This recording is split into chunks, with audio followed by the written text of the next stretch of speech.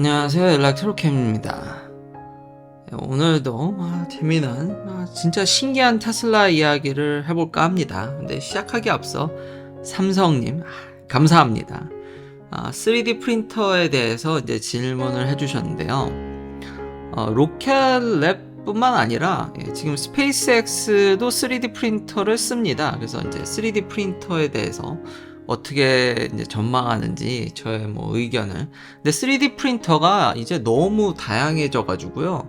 저도 극히 제가 공부한 거는 일부분입니다. 특히 이제 레진 여기다 이제 쏘죠. 그러니까 폴리스타이렌 같은 경우는 글라스 트랜지션 템퍼레처 이상 이제 말랑말랑하게 해서 팍 쐈다가 식혀서 굳힌다든지, 그럼 또 이제 엄청 느린데 또 많은 이제 물질들이 개발돼서 폴리머라이제이션이라든지 이제 고분자 합성, 순간 이제 쫙 이제 빛에 반응하든 UV에 반응하든 이제 폴리머라이제이션을 하게 해서 열이든 금방 또 만들어진다라든지, 다양한 레진과 다양한 방식, 리퀴드에서 뽑아내는 것부터 해서 속도를 올리기 위해서 정말 다양한 3D 프린터가 이제 개발이 돼서 다용도로 저도 앞으로의 미래는 generally 전반적으로는 굉장히 밝다고 생각됩니다. 특히 이 우주용으로, 로켓용으로 아주 딱입니다.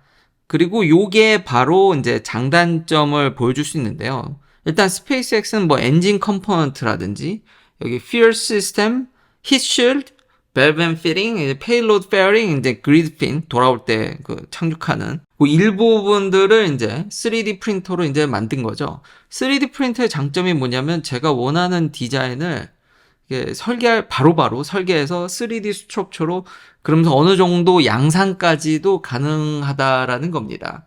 그래서 딱 우주용에 좋은 게 뭐냐면, 만약에 디자인이 완전히 픽스되면 어떻게 될까요? 그러니까 스페이스X는 아직 개발 중이죠. 여러 로켓이라든지 이게 디자인에 대한 어떤 스페이스, 좀 플렉시빌리티가 좀 있어야 됩니다. 계속 조금씩 바뀌니까요. 그러면은 3D 프린터가 진짜 제격입니다. 근데 모든 조건이 완전히 픽스되고 완전히 우리가 다 커스터마이즈가 이제 끝났다고 하면은, 이렇게 3D 프린터로 생산하는 것보다 몰드로 완전히 굳혀가지고 이제 완전히 다 이제 물질까지 픽스해서 대량 생산하는 게 훨씬 싸고 훨씬 빠릅니다. 결국 궁극의 양산은 3D 프린터로 하기에는 좀 어렵습니다. 물질 제한도 좀 있고요. 아까 다양하게 이제 개발이 돼서 했다고는 하지만 다 프로 앤 컨 장단점이 있어가지고 결국 궁극의 양산을 가기에는 조금 어렵다. 예를 들면은 지금 사이버 트럭, 테슬라, 기가캐스트 같은 거 그냥 팡팡 찍어내는 거, 몰드로 빵빵.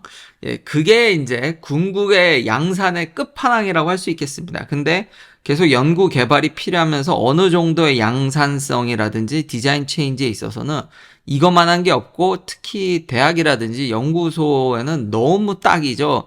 그래서 3D 프린터가 널리 쓰일 거고, 밝으나 혹여나 이제 너무 제가 이게 유튜브를 운영하면서 느끼는 거는, 많은 분들이 극단적인 생각을 많이 하시더라고요. 하나 개발되면 그게 다 쓸어버린다라든지, 그러기는 너무너무 어렵습니다. 3D 프린터의 미래는 밝으나 궁극의 아주 끝판왕 양산성까지 가기에는 아직 거리가 좀 멀어서, 연구용 및 이렇게 디자인이 바뀌는 특히 이런 로켓용에서 이거 엄청나게 많이 만든다고는 하지만, 엔진을 팔콘 헤비 많이 만든다고 하지만 수십만 개 만들진 않잖아요.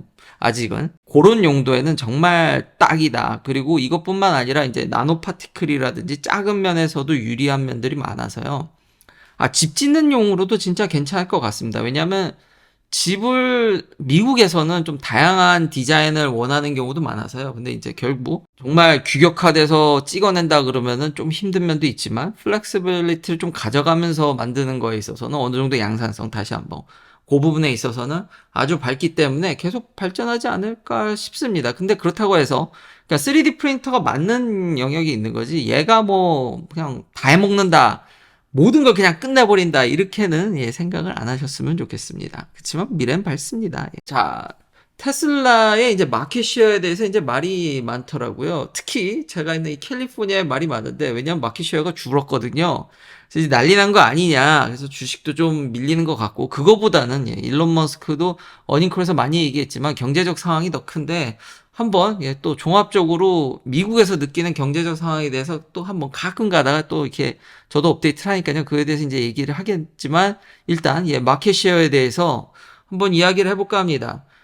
캘리포니아가 미국에서 가장 전기차가, 그 데이터도 보여드리겠지만, 뭐, 여기가 워낙 핫하기 때문에, 일종의 리딩 마켓이죠. 그러니까, 미리 이제 앞으로 어떻게 될 건지에 대해서, 유럽 같은 경우는 노르웨이가 되겠고, 그러니까 좀 바로미터, 앞으로 좀 어떻게 될지 예측해 볼 만한, 그리고 선두적인, 강력한 시장이 이제 캘리포니아인데, 미국 내에서. 예, 마켓 쉐어가 실제로 줄었습니다. 그러니까 작년 총, 요거 2022년까지는 작년 한 해 총 판 거고요. 2023년은 1분기만입니다. 그러니까 January to March라고 써있죠. 2023년은. 요 보면 테슬라가 60%를 넘었다가 상당하죠. 퍼센테이지를 보면. 그러다가 요번에 요 1분기에 50이 좀 안 되는 것 같죠. 40은 넘었는데 막대 그래프상. 네. 근데 2위가 BMW더라고요. 그래서 상세 차트를 한번 볼까 합니다. 그래서 진짜 테슬라가 걱정을 해야 되는지. 2022년 탑 10 셀링 캘리포니아는 1등이 모델 3였고요. 2등이 모델 Y, 다 테슬라가 다 해먹었네요. 그리고 이제 마기가 나오고요. 포드, 쉐비 볼트, 7위에 현대 아이오닉 5가 있군요. 이 BMW가 한 대도 없다가 여기 지금 1분기 보면은 4위에 BMW X5가 나왔습니다. 이게 걱정해야 되냐? 근데 워낙 고가의 차량인데다가 지금 제가 이 시장은 제가 한치 앞을 못 보고 좀 어떻게 변할지 모른다고 제가 얘기를 했죠. 텍스 크레딧. BMW가 지난번에 얘기했듯이 그 리스트에서 탈락을 해가지고 BMW X5 45E인가요? 이거 풀 텍스 크레딧 잃어버렸고요. Jeep 랭글러도 제가 알기로는 반토막 났고 폭스바겐 ID4는 풀로 봤죠. BMW 라인들이 좀 어느 정도 타격이 크기 때문에, 그러게요. 여기서 이제 갑자기 2등으로 추격을 해왔지만, 추격하기는 좀 어렵지 않을까. 왜냐면 크레딧이 날아갔기 때문에 많이 탈락을 했죠. 그리고 그나마 포드 막이, 테슬라를 맹추격했지만 가격 조정 및, 텍스 크레딧도 여기도 반토막 났죠, 여기는. 그래서 쉽지가 않을 것으로 전망됩니다. 그러니까, 마켓쉐어를 이번에 BMW가 의외로 선전을 해서 잃어버렸지만 다음 분기에는, 그러니까 요번 분기죠. 요번 분기에서는 쫓아오긴 어려울 것으로 보이고 3나 Y가 가격을 더 떨어뜨렸죠. 그렇기 때문에 마켓쉐어는 오히려 테슬라가 더 유리하게 늘지 않을까. 지금 리스트를 보면 여기 현대도 없고요. 지금 1분기에. 참 그 텍스 크레딧 영향에 의해서 다른 회사들은 참 영향이 많이 받는다. 그러니까 쉐비 볼트가 그나마 이제 좀 생산할 수 있는데, 여기는 뭐 올해 들어서 이제 풀로 받는 거 계속 유지되니까 별 차이가 없을 것으로 보이고요. 그리고 여기서도 알 수 있는 게 싸다고 진짜 잘 팔리는 게 아니라 인프라스트럭처라든지 미국은 참 그 장거리, 그러니까 제한적이라는 거죠. 볼트 EV가 참 싸고 좋긴 한데 제한적이라서 이것도 좀 한계가 있지 않을까. 그리고 마크업이 여전히, 물론 앞으로 경제가 어려워지면 딜러들이 그렇게 하긴 어려울 것 같긴 한데 그런 변수들이 산재에 있기 때문에 굳이 그렇게 딱히 걱정할 필요는 없는 것 같습니다. 제일 이제 그래프에서 정조준한 게 BMW가 생각보다 늘었지만 풀 텍스 크레딧을 잃어버렸기 때문에 이거는 원동력이 좀 적어서, 자세한 이 리스트를 보고 나서 느낀 점은 마켓쉐어는 공고하겠다. 시장의 최소 절반 이상은 여유롭게 가져가지 않을까라는 생각은 계속 갖고 있습니다. 시장의 지배적인 역할. 그리고 시장이 커지면요, 절반 이상 가져가면 이제 독과점도 고려를 해야 되기 때문에, 다시 한번 전에도 수학적으로도 조금씩 차를 팔기가 더 쉽기 때문에 그렇게 해서 여러 차종이 있으면 갉아먹기가 쉬운 거지, 대량으로 팔기는 다 아무리 그렇게 갉아먹어도 어렵기 때문에 굳이 저는 걱정이 되진 않습니다. 근데 테슬라가 이 마켓쉐어를 지키기 위해서, 그리고 더 생산량을 늘리기 위해서, 지금 보면은 모델 Y 같은 경우는 1분기 비수기인데도 Y는 벌써 3만 대를 넘게 팔았지 않습니까? 작년에 캘리포니아 9만 3천 대인데 되게 많이 팔았네요. 근데 이대로라면 그냥 단순히, 물론 이제 앞으로 경제적 여건에도 달려있지만 곱하기 4하면 12만 대거든요. 물론 모델 3가 많이 줄었죠. 좀 줄었는데 이거 모델 Y가 장난이 아니기 때문에 어쨌든 그 마켓쉐어를 지키는 거는 크게 어렵진 않을 것 같습니다. 단지 이제 걱정이 되는 거는 계속 이 차량 가격을 깎여가지고 마진이 줄고 있기 때문에 이익률이 감소할 수 있다라는 거죠. 또 이거 반론은 에너지 스토리지라든지 거의 미친 듯이 성장하고 있죠. FS 베타라든지 다른 부분들이 이제 올라오는 게 눈으로 보일 정도이기 때문에 어느 정도 상쇄를 하냐가 중요할 텐데요. 그건 이제 또 가봐야 알겠죠.